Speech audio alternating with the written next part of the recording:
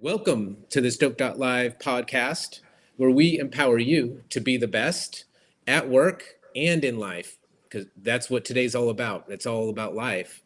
I'm Brian Barkevisser, co-founder and COO with stoked.live, and I'm here with Dr. Jacob Engelskirger, consulting psychologist, and one of my co-founders here at Stoked. We have a special guest for you today.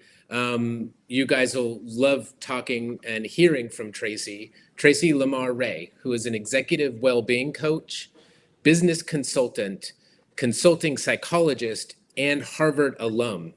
She's been through it all, and we're just happy to have her. Hi, Tracy. She is also currently the owner of Glom Initiatives. If you're nearby, join. It's a strategic development and business management consulting firm. And she also owns Eastern Auto Works, an independent BMW repair shop. Welcome, Tracy. Please tell us a little bit about yourself. Hello, Brian. Hello, Jacob. I'll say, I guess, good morning to you guys. I'm on the East Coast, so it's afternoon for us. Thanks for having me on the podcast, first of all. I'm so excited to be able to talk to my friends all the way over there. Thanks to technology. Amen. Hopefully she'll continue to work while we're having our good conversation. And so, yeah, we're just going to talk about the importance of well-being and how to execute and apply some of the things that we know to be true from psychology in a real and tangible way in your life. And that's what I do with my clients when I'm working with either individuals or small businesses, entrepreneurs, and or leadership teams. We're so happy to have you as a guest this afternoon, Tracy. Thank you. Yeah, such a joy. It's been a long time coming. What are the early warning signs that high performers are losing psychological energy or engagement? How can you tell? There are some key ones. From an individual standpoint, you can't sleep, insomnia, racing thoughts, sometimes racing heart rate. You can't concentrate, difficult to engage with others, or there's now friction where there wasn't friction before.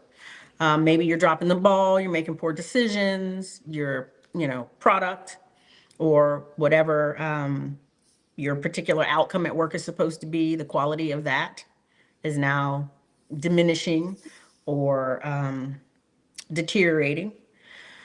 Let's see, what else? Give me some more, Jacob. There's a lot of early warning signs. That's a great start, Tracy. I also think about difficulty in connecting to things that were previously motivating, or one's internal drive, or kind of questioning, why am I doing this? Those kinds of things show up in my experience too.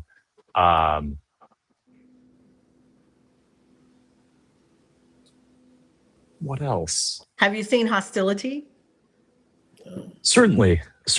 Yeah, and I don't know, with certain signs, I think they can be related to so many things, but certainly fraying around the edges and burn, absolutely. Yeah, like any sort of like angry expression toward others can certainly be a sign.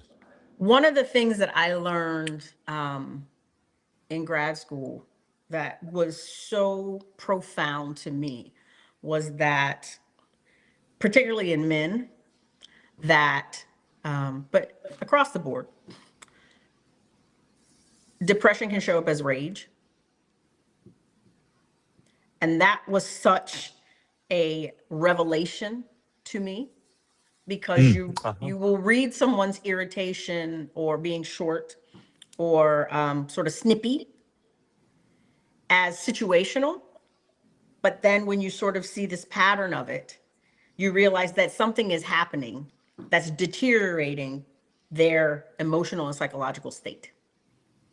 And so where it is not an organization's responsibility to address depression in and of itself, a change in a person's behavior enough for you to notice can be like a red or a yellow flag to like, hey, there's been a shift. let's try to evaluate what's happening here. And if there's anything circumstantial at work that we can do to address that and sort of stave off this bigger looming problem that can happen. Absolutely. So, exactly. People's communication styles, engagement, whether they choose to communicate and participate, how and to what degree they are participating in the work that they used to really enjoy, or the meetings that people, used to look forward to, or in the meeting, are they, providing input, or do they just have their camera off? Yeah. Right? So these subtle warning signs is that there is a shift. Now, who in the organization is qualified to recognize that, and also tasked to address that? Every organization kind of has to figure that out. It's a delicate thing to address, for sure. Burnout is real. And because there's so many things going on in society, and the challenges are